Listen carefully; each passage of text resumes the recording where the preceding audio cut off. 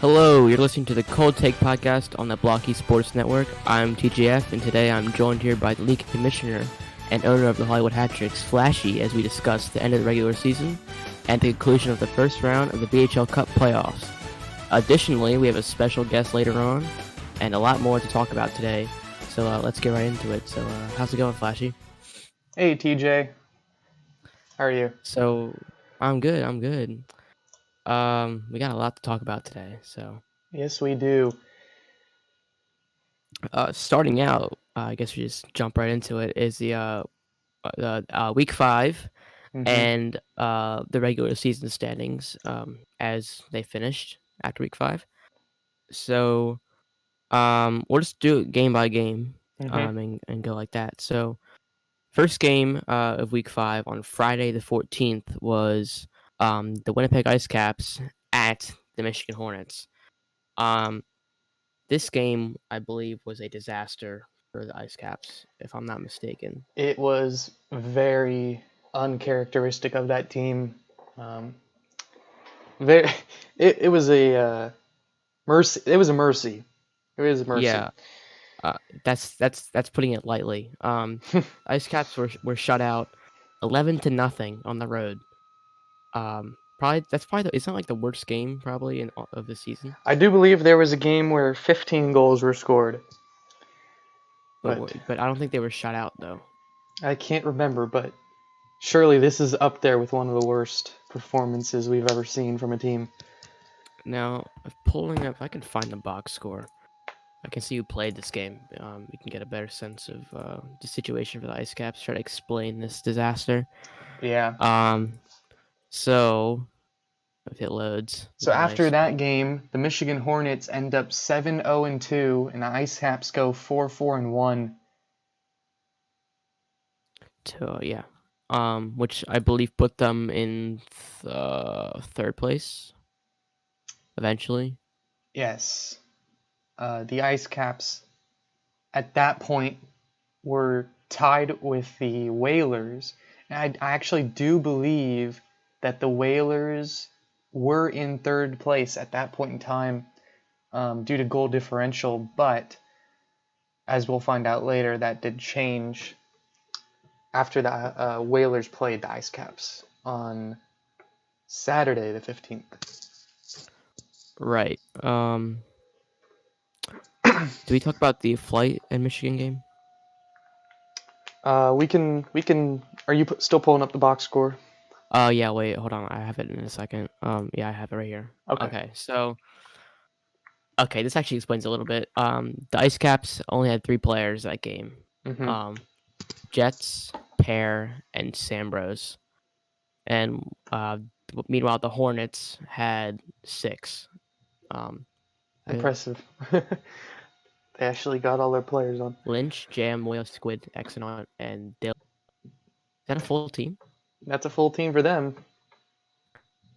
So, naturally, with stamina on, you can see where this is starting to take effect here. It started out in the first period with 6 goals in the first period. So, that's pretty monumental there. Jam scored. It's unbelievable. 6, 7 goals the whole game. So double hat trick, +1. Moya scored a goal. Squid got a hat trick, and Mia and Lynch both got assists. So basically a big stat pad for the Hornets, if I'm going to be honest. Unfortunate for the Ice Caps, but it's the way it rolls. So moving on now to the flight at Hollywood game. This was an 8-1 hat tricks win at home. To I think no, this wasn't their last home game, but it was the second game of the night. Uh, Brandon got 6 goals. Flashee got 2, and a bunch of assists here. Sniper got an assist. Either D got 2 assists. I got an assist, and so did Brandon. So, yeah. But Blaze did get a shorthanded goal, so that was pretty cool as well. But I mean, the Flight's fate was already sealed after this game anyway, so it didn't really matter for them. This is just trying to reduce the goal differential between Michigan and Hollywood. Moving on now to the last game on Friday. We have San Francisco versus Michigan. It was 9-3 in Michigan's favor. Once again, full team, obviously, but no, yeah, full team. And then Flight had a decent amount of players too. They had 5 players, so they scored 3 goals, so not bad. Jam notched another 6 goals, and Squid got a hat trick as well. Um, it's the Hornets and the Flight. What can you expect? So not much to talk about there, but that cemented Michigan's spot in first place to end the season for them. That was their last game at home. So now we move on to Saturday. Hartford Whalers visiting the Winnipeg Ice Caps at True North Center. 5-0 victory for the Ice Caps, which is pretty surprising considering they had less players. They only had 4, and the Whalers had 6, including a lot of their star players. So Oil, Blackus, W5K, Nick, Comrade, and Alfresco. And then the Ice Caps had Berto, Sam, Zayas, and Hattrick. But a pretty surprising win for the Ice Caps here, with managing the whole stamina thing. But they shut out the Whalers, which is pretty disappointing for the Whalers. Would have expected more of them, to be honest, in that game. But yeah, Sandberg's got an assist, so that was pretty cool. But that was the last game of the Ice Cap season, and that pushed them up to third place. And the last game of the regular season was the Hollywood Hat Tricks visiting the Hartford Whalers at XL Center on the road. The Hot Tricks took it in a dominant win with 7-1, and a bunch of goals from Brandon E. got a hat trick, his first of the season. And Oiler was the only scorer for the Whalers. And that cemented Hollywood's spot at second place in the standings, and put the Whalers down at 4th. So that set the bracket up for the playoffs. And now that concludes week 5. So once again, to go over the standings for the regular season, Michigan at first, 8-0 with 2 overtime losses, 18 points. But they had a higher goal differential, so that put them above the Hollywood Hat Tricks, who had the same record, same amount of points, but a 4.0 differential. Then the Ice Caps were in third, 5 wins, 4 losses, and 1 OT loss with 11 points. Hartford came out in 4th, slimming into the playoffs, with 4 wins, 5 losses, and 1 overtime loss with 9 points.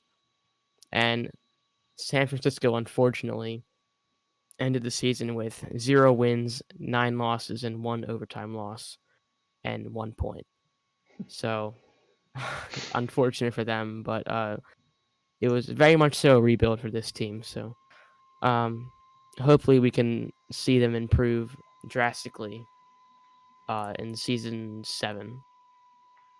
But I'm going to hand it over to Flashee now to start out our expectations of these teams versus what actually happened. So, Flashee. That's the biggest question, TJ. What did we expect of these teams coming into this season, and what actually happened? I can tell you right off the bat, I expected Michigan to be a strong team.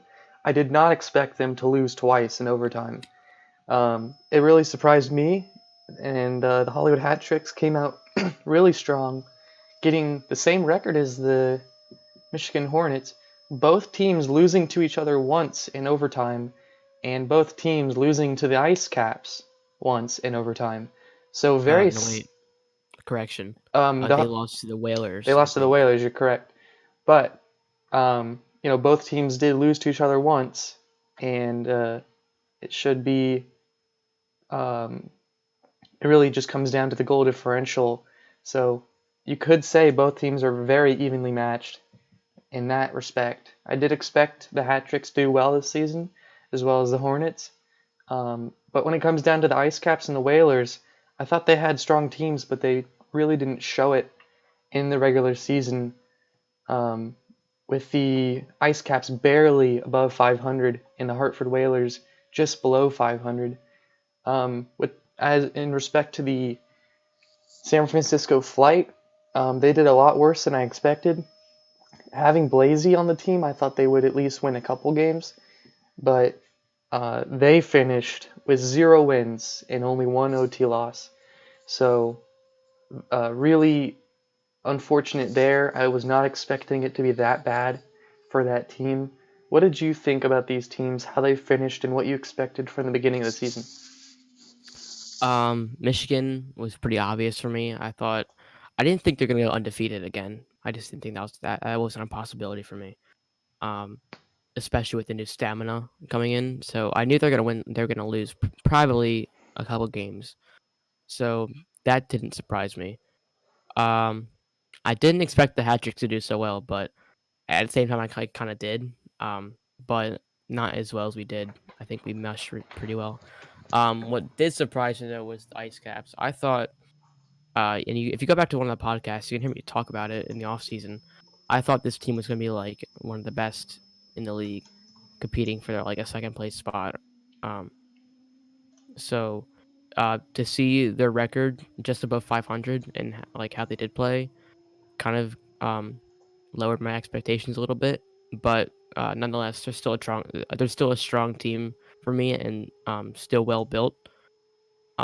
So this team can only grow from here, regardless of, and we'll talk about it later, regardless of what happened in the playoffs. So, Hartford, though, this team was guaranteed pretty much a spot in the playoffs, anyways. So it doesn't matter how much they sucked, they would be in the playoffs. But with the addition of Blackus, that certainly did help them out because they were not too hot in the beginning of the season without Blackus. So yeah, this my expectations were kind of like they were kind of met, but I agree with you. I didn't think the flight would be that bad. Yeah. I thought they'd like get a couple wins, but that kind of surprised me. So why don't you tell me about the All-Star game that we had about a week ago? Um, so the All Star game, it was pretty chaotic, I will say, and it came down to a disappointing loss for what All Star Team Black. Yes, Um, the Dark All-Star team. yeah. So basically, is there a box score for that? Like, Nope. um, I think they were the white team was up um Three to zero. by three, yeah, 3-0. 3-0 in Uh, the final period of the game. yeah, and after 2 minutes, an unbelievable turn of events occurred. Goalie came out. It was Brandon Lynch and Blasey on the ice, and I think Brandon scored 3 goals to tie the game up. In that 2-minute period, it's almost unheard of. Um, Especially with Ram in net on the white team side, that was pretty surprising. So it went to overtime, and it was back and forth for a while there. Nothing happened until 3 seconds left in the period. Last shot on net. Um, Flashee gets the puck and shoots it and scores with 3 seconds left in overtime to win the game. So pretty disappointing the um for the black team, but nonetheless, um, a good win for the All Star white team. So I will yeah, mention too that the light All-Star team captain chose not to play Flashee the entire overtime until the final minute or so, in which Flashee did net the OT winner unassisted. And also, Flashee was the last Talking in pick third person. of the All-Star draft. So, did come in clutch, winning the game for his team. So yeah. Um, Pretty chaotic there. Probably one of the better All Star games in BHL's history, I will say. Um, so what's next? We have the playoff matchups. Flashee. All right. Could you? So, after the regular season ended, we have the playoff format of the 4 seed plays the 1 seed, and the 3 seed plays the 2 seed. And as TJ already mentioned, that would be Michigan as a number 1. So the Hartford Whalers played Michigan in a best of 3 series, and the Winnipeg Ice Caps played Hollywood in a best of 3 series. And that was the playoff matchups that we had just yesterday at the time of this recording. Yep. So pretty evenly matched, I'd say. Um, and jumping into the first round, boy, what a series this was. Um, it was a 2-game series. The Hollywood Hat Tricks finally broke the curse coming into this series, having lost in the first round. I think every time except for season 1. Right? Yeah, Is that season correct? 1 was 2 teams made it to the final, and that was it. So there really was no first round. And if you would consider the final as the first round, the Hat Tricks came up short there too. So So Hollywood gets past the first round for the first time in their franchise history. Like you said, breaking the curse, getting the monkey off the back. So great job for that team. but no disrespect to the Ice Caps because they put up a heck of a fight. I mean, they had 5 leads. I think 5 different leads where they were up by 1 goal in that game and blew every single one. right.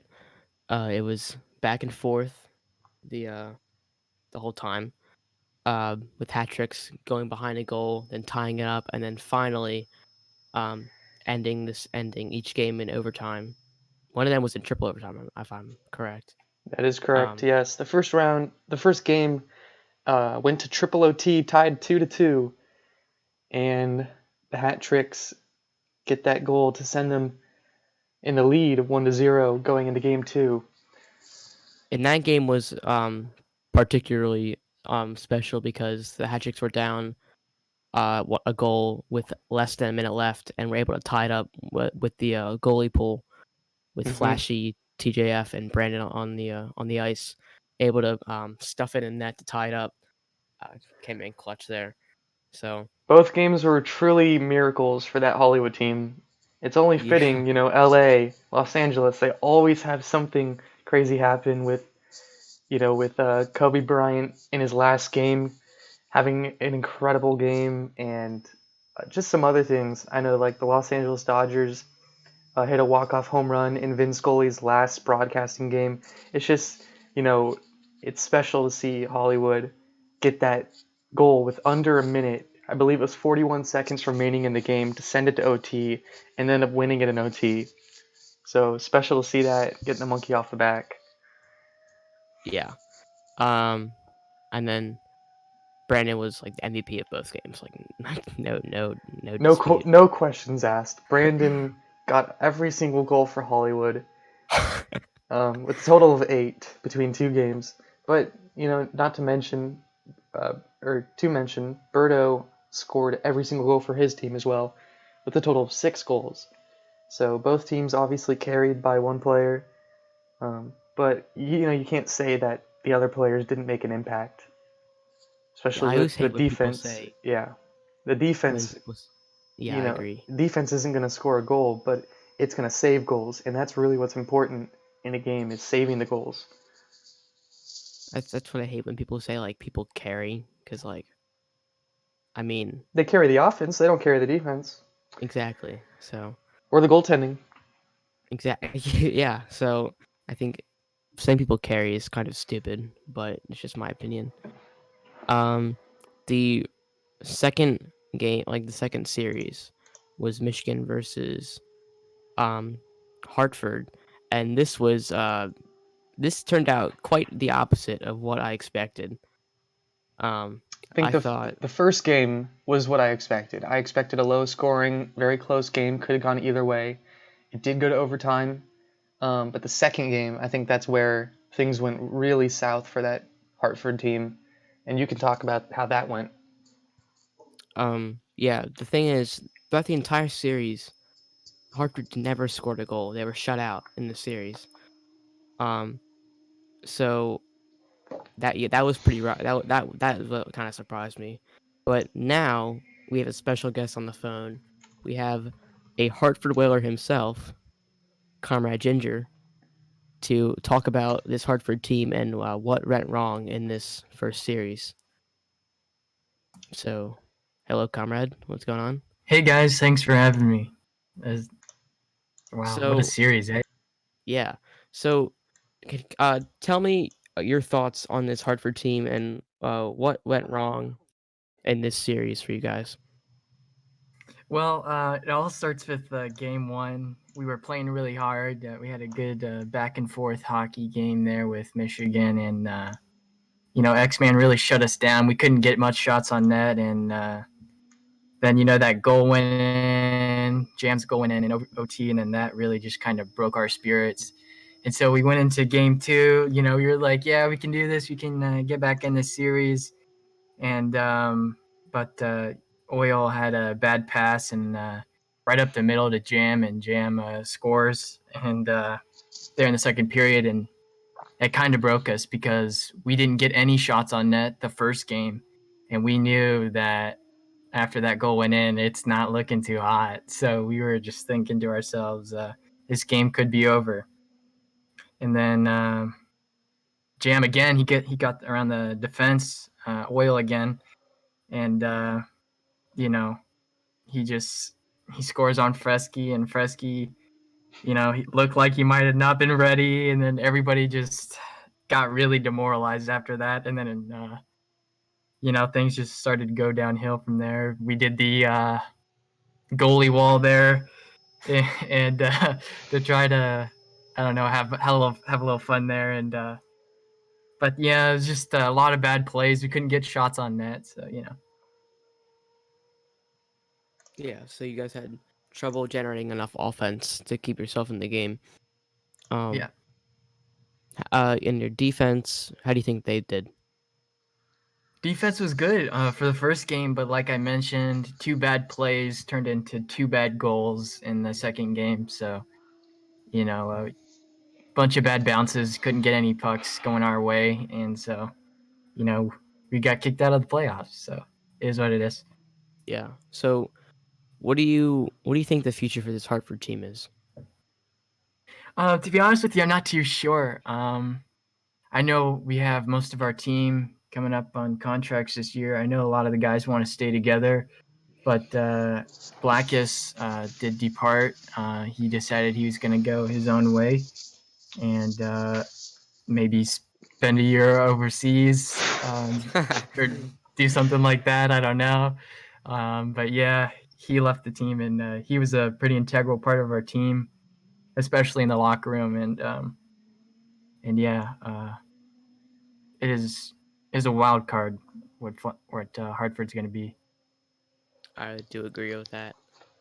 Flash, you got anything? I think they'll be just fine without Blackus. I know he's one of the best players in the league, but he has declined over the years, and that's just you look at the stats and you see that he has less goals. Looks like he's trying less. Maybe if he tried more, he'd be as good as he was. But I think he'll be just fine with Blackus off the team. But I do think Hartford's going to need to make some moves. They're going to need to acquire somebody that can score some goals. Oil has declined over the years. In that game, I can count two different times that Oil was the reason that a goal was let up. And then if you say, Oil was the captain and he devised the plan to make the goalie wall, that clearly failed. That was a terrible strategy. So some just misplays by Oil and some bad strategies really led to that loss in the second game there. So we'll see. Hopefully Hartford can shape up and be a better team next season. But what are your thoughts on those misplays? Maybe did you disagree with some of the calls that Oil was making during that game? Honestly, I didn't agree with I didn't disagree with anything because Oil didn't make the call about doing that goalie wall. That was just something that the guys decided on the bench there to do. They were like, well, since we're behind, we might as well just try to have a little fun here, and we wanted to see if it would work, but then Oil left the wall, and the puck went in, and the guys went crazy. It was it was just a bunch of clowns on the ice sometimes. So yeah, I mean, Sometimes. Oil's not a bad guy, not a bad captain. He's a good leader on and off the ice. I really appreciate him. He's a good guy. So Well, we'll it's just keep the you. way the cookie crumbles. Yeah, we'll keep you on the phone here with one more question. What do you Awesome. predict is going to be or for the final? What's your predictions? Give me Shoot. who wins it, how many games it goes, maybe who is going to be some really important goal scorers, how many goals, what are the scores going to be, stuff like that. Well, I would okay. So I've got a bunch of friends on the Hollywood team. Um, I would really like to see Hollywood win their first cup, but I don't think that's going to happen. I think Michigan, the way they played against us, they really that's their style. They will shut people down defensively. And I think they're going to take it maybe in like a 5-game series. Like it's going to be drawn out. Maybe tight games at the end of the series. But like I feel maybe some high scoring games first 2 games. I don't know, but it'll definitely be a fun series to watch here from the golf course. So yeah. All right, TJ, what are your thoughts? What do you think's going to happen in the final in 2 weeks? Um, I mean, I think Hollywood can take it. I think I mean, it's kind of biased, but personally, I think Hollywood wants it more than Michigan. Mm-hmm. Just based off historical results. um, I think their desire to play to get this cup is higher than Michigan's because they've already got a cup. They went undefeated last season. Like most of their team is all stars. Like what else? Like what else do they need? um, so I think that's gonna play a factor. I think team chemistry between the hat tricks is really strong. As same thing with the Hornets though. The Hornets can just score goals at a pretty large pace or fast pace. I meant. Um, so that's gonna present a challenge for the Hollywood defense, which I think can hold up. Um, but I will not ignore how close these games have been in the regular season when these two teams played. They're both 1-goal games, so it's gonna be super close. Um, Pretty low scoring in my opinion. Maybe I think it'll be 4 games. Um, First game will be. I think first game Hattrick will take it. Hattrick will take first game. Michigan will take second game, and then Hollywood will take the last two to win the cup. Um, so I don't know how many goals. Like I have no idea, but that's just my prediction. I think Hollywood will finally win their first cup, and yeah, that's my thoughts. Yeah, interesting. I do agree. Hollywood has has more of a desire to win this cup, and I think it's going to be a very low scoring series. As we saw, both of the games between the Hornets and the Hat Tricks were 1-0 games that went to OT, if I'm not mistaken. Correct me if I'm wrong there. I do know both games Yeah. went to OT during the regular season and were low Yes. scoring. Yes. One goal So, games. yeah. So, I mean, it's going to be a low scoring series overall because getting a goal against the Hat Tricks or getting a goal against the Hornets is a tough thing to do. So, I do suspect a lot of those games in the final are going to go to OT. And those are going to be some nerve-wracking times for those players. Oh Um, man. Can't it's even. it's going to be interesting. Both teams have beat each other once, so both teams have the ability to beat the other team, which really makes me wonder, like, who's going to come out on top? There's 5 games to figure this out. Brandon, for the Hollywood Hat Tricks, he's their goal scorer. I think he's going to be able to get, he's going to be the one that gets the most goals. Obviously, TJ and Flashee, they can also contribute to that, whether it's goals or assists. But Brandon is really the one that can get it in the back of the net. He's really good at 5-hole.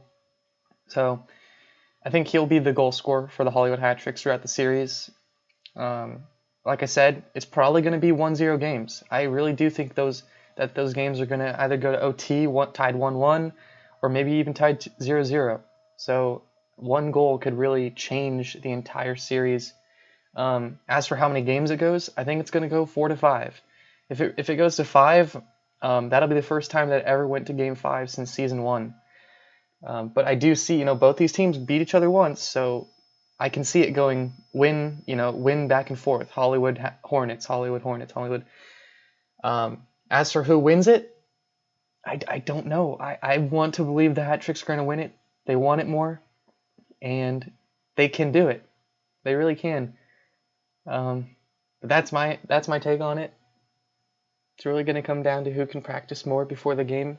We have 2 weeks until then, so players can get stale, but I think if Hollywood keeps up practicing like they have been, that they will come on top in the final, win their first ever BHL Cup. Right. And I think it's gonna also come down, like as you said, to staying warm and also your strategy going into the finals, because you have to adapt the game to your playing and for this series. So I think both teams got to make some adjustments and in preparation for this, but it's gonna be close as ever. Yeah. So It's going to be probably one of the most entertaining BHL final we have ever had. right. I just want to say thank you, comrade, for joining us on the podcast. Yep. Yeah, thanks for having me, guys. And we'll hope to see you uh, another time on the podcast. So thank you. Yep, thanks for having me, guys. Bye. Take care. Bye. Moving on now, Flashee. Well, let's talk about who's going to be. What are our predictions for the playoff MVP? It's an obvious choice for me, Brandon. It's an obvious choice for me too, Brandon. I mean, looks like we agree on that. just based on how he played in the first series, he's trying as hard as he can, Mm-hmm. and I know he wants an award. I feel like he got snubbed in the awards again. I think it's just, I don't know, people have something against him or something. I don't know. I do think he was snubbed because if you look at it, yes, Jam 0828 did get more goals than Brandon, but Brandon played 2 less games than him and got only, let me double check to make sure I'm correct here. Brandon got 8 goals less. And correction, Jam actually played only 9 games. So Brandon had 8 goals less, 1 game less played, and 7 assists while Jam only had 1. So points-wise, Jam had 29 points, Brandon had 27. So if you look at it, Brandon actually has more points per game at 3.4 compared to Jam's 3.2. Both are rated at 5.0, which is the highest it can go. But if you look at it, Brandon did perform better than Jam. He just did. And also, going to the games, Jam did score most of his goals against teams when, like, against the Flight. He scored a lot of goals against the Flight, and he also scored a lot of goals against that Winnipeg team when they didn't have Berto to be there. So I'm not saying that Jam's not a good player, but I am saying that I do think Brandon was, obviously he did have more points per game, which means he did play better than Jam. So I do think he was snubbed, and people just saw, oh, Jam was number 1 in the player standings, they're just going to vote for him. Not to discredit Jam, but I do believe Brandon was snubbed of that award. He should have won at least one of at like, what is it, Ted Lindsay? Like The Ted Lindsay Award, yeah. I voted for him for the Ted I- Lindsay, which is the most outstanding player voted by the players. yeah, I voted for him for that. I think he should have won one of those awards. Jam shouldn't have won two of those, both of those, in my opinion. Yeah. So, But I like oh, sorry. I like to remind Brandon the only award that matters is the BHL Cup. Yeah, because he wasn't happy with those results, which I wouldn't be either, to be honest. But I think that concludes who we think the Conn Smythe trophy will go to.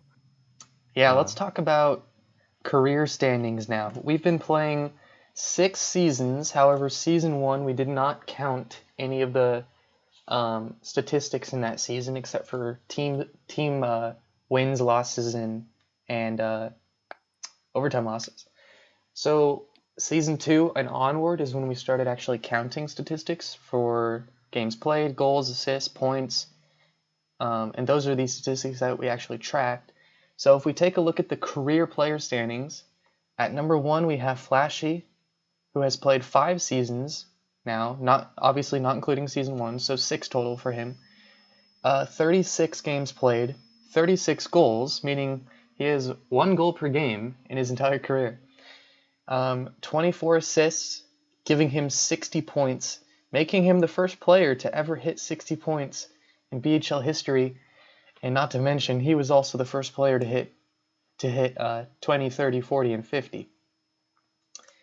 Little shout out there to myself. Anyways, so like I said, averaging one goal per game, 0.67 assists per game, and his overall career rating is a 3.7.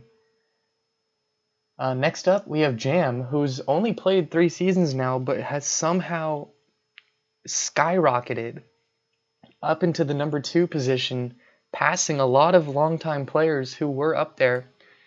He has 22 games played and 54 goals, 4 assists, making his total points 58, just 2 below Flashee, which was interesting because they were both tied at 58, and then in Hollywood's last game, Flashee got 2 points to put him back above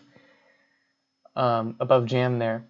So Jam gets about 2.45 goals per game, which is actually incredible. And he's rated at a 5.0 in his career, which is to be expected. And at the number 3 position, we have Berto, who's also played 3 seasons. Only 19 games played, but has 43 goals and 12 assists with a total of 55 points. So just below Jam. He has 2.26 goals per game, and he is also rated at a 5.0. At the number 4 position, we have Oilerator, who has 5 seasons played. He also played in season 1, a couple games. 39 games played, which I do believe is the most games played out of any BHL player.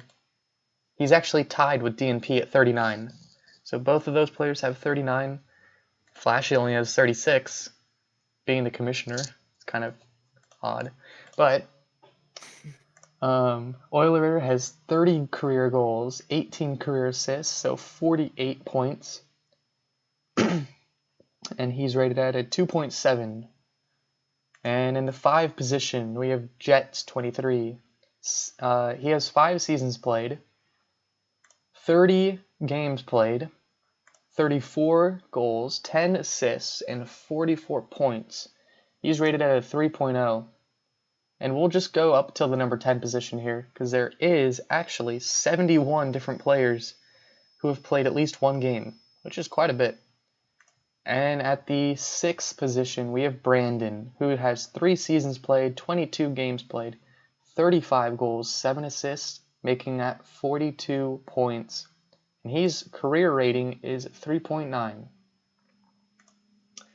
At the number 7 position, Blackest Nightus, who only has 2 seasons played and 15 games played, but 28 goals, 10 assists, and 38 points.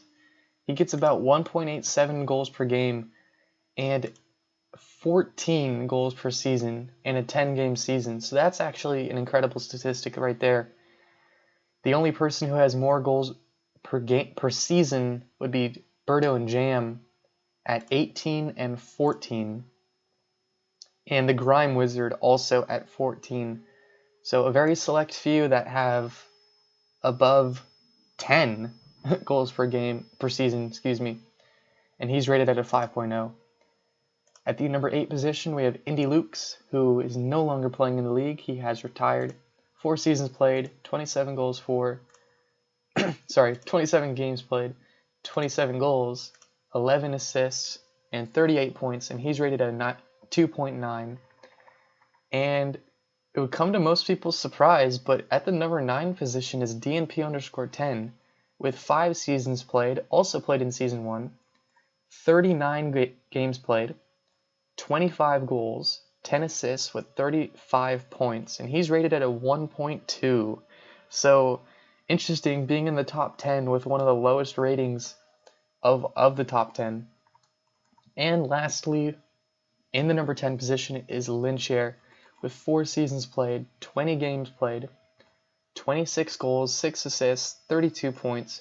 He gets about 1.3 goals per game, which is not bad, and is rated at a 3.6. So that's our top 10 players to the date, and it's a good bunch. So it's a pretty good bunch right there. What do you think about those top 10? I think they're as expected. I mean, we got a lot of these players are still playing currently, which is a good thing. I think actually all of them except for Indy Lukes. And possibly Blackest now. Oh yeah.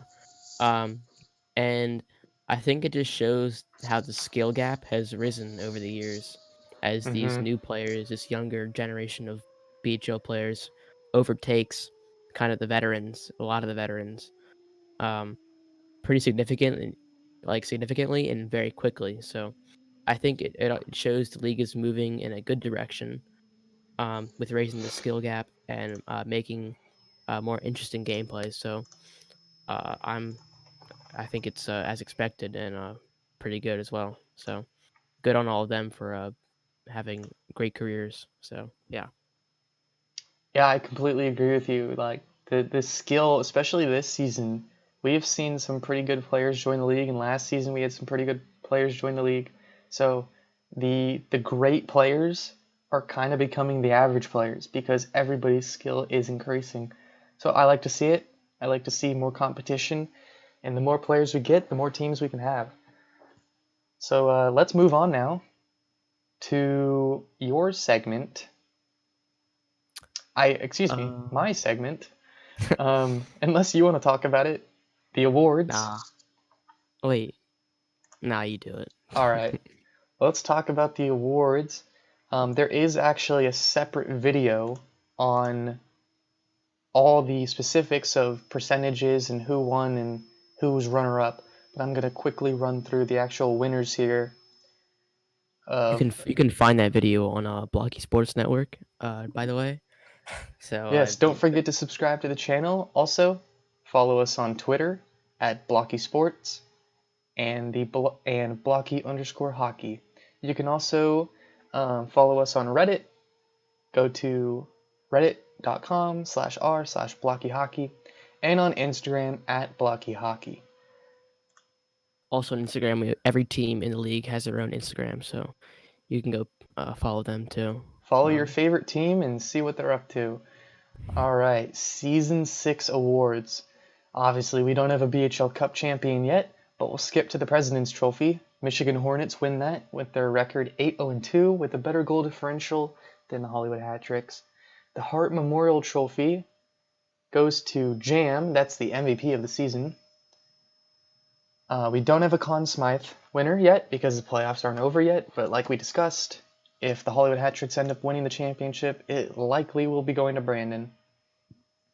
And the Ted Lindsay Trophy going to the most outstanding player voted by the players is Jam 0828. And the Maurice Richard Trophy going to Jam as well with 28 goals, the most of any BHL player this season. The Art Ross Trophy also going to Jam 0828 with the most points at 29. The James Norris Trophy going to Exonaut, best defenseman. The Vezina Trophy for the best goaltender goes to Ram Sosig, making him a 3-time Vezina winner, which has obviously never been done before. The Selke Trophy goes to Birdo for the most defensive forward. Lady Bing, most sportsmanlike, goes to Blazy36. The Calder Trophy for the best rookie of the season goes to Mighty Hen. The GM of the season goes to TJF 101. And the Player Participation Award for the best player turnout goes to the Hartford Whalers. So, yeah. Pretty good awards right there. And you can find those probably on the BHL master document as soon. That is correct. So you can find that in the Discord. But congratulations to all of those award winners. So you should be happy with what you've accomplished. And yeah, I think they're all well deserved. So what do you think? Do you think they were all well deserved? Yeah, I think they were well deserved. I think it's unfortunate, you have two players that both deserve it, and when it comes down to it, one player is voted for it, whether it's based on their skill or popularity, or simply dislike for another player. It's unfortunate that it comes down to that, but yeah, in the end, all that matters is you're a part of a team, and you win the cup together. That's what matters, and no award can really change that. So I think, unless you have anything else, TJ, that really concludes this podcast. I don't got anything. All right, so don't forget to follow us on social media. Also, subscribe to the Blockey Sports Network YouTube channel. I'd like to thank our sponsor, Craft Day, the official sports drink of the BHL. And that's all I have for this podcast. I think it went well, TJ, don't you think? I would agree, and you can find the next episode of the podcast after finals once that concludes, and that will finish season 1 of Coldtake, and then in season 7 we'll be kicking off season 2 of Coldtake podcast, and we appreciate all your support so far of the podcast. When we started this, we didn't think it'd be that successful, but it has been, so we're very thankful. So yeah. That's it for me. All right. Well, take care, everybody, and we'll see you after the final with our very last podcast of Season 6. Take care, everybody. Have a good day. See ya.